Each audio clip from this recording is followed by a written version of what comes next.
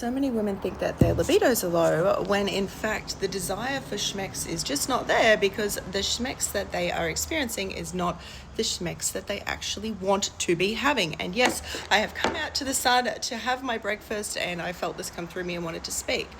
But this is not about putting this solely on the partner. Oh, he doesn't want to connect to me in that way. He doesn't know how to please me. When you do that, you are putting yourself into victim mode and you are saying that you have no ability to control the kind of Sxxx that you want to experience. You are saying that it is in someone else's hands. We as women we get to take ownership and acknowledge that it begins and ends with us, with how we get to experience Sxxx. And we can look at it and go, okay, well, if the connection's not there, the slowness that I need is not there, the space to open and feel my deepest arousal is not there, where am I not giving this to myself? Where am I showing my partner that it is okay to connect to me without effort, without slowness, with rushing and feeling like I'm on the clock? Where am I doing this for myself?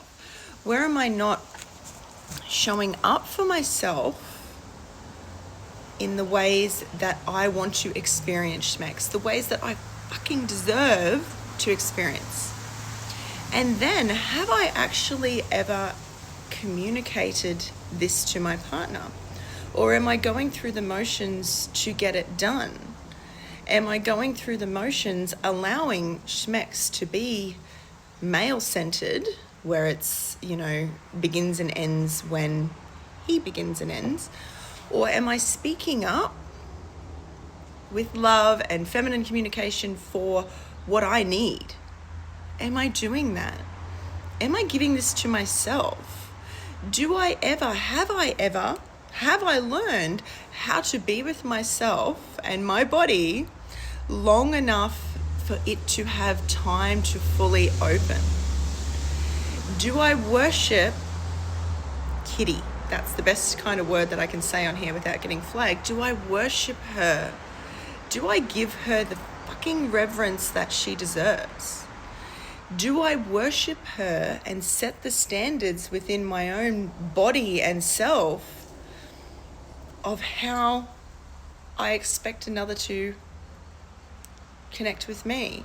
It's very easy to sit here and say the men don't know how to connect. Yes, there is probably some truth in that, because just as you weren't taught how to connect to your body, the men weren't taught how to connect to your body. But this can all be changed, and it takes a willingness on both sides to grow and learn.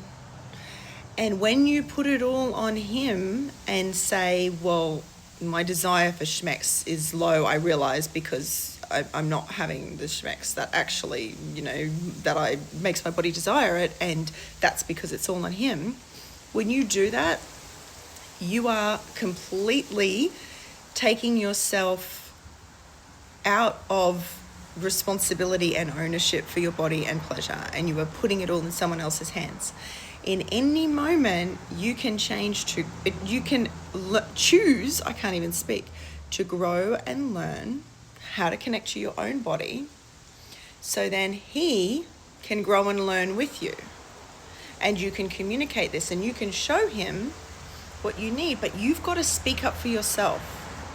If you are going through intimacy and it's this quick rushed experience that your body is never having time to open and connect and feel safe enough to open to experience deep ecstasy, you've got to communicate that, right? It's not that your libido is low, it's that you're not experiencing the Sxxx that you desire, and in any moment you can choose to change this.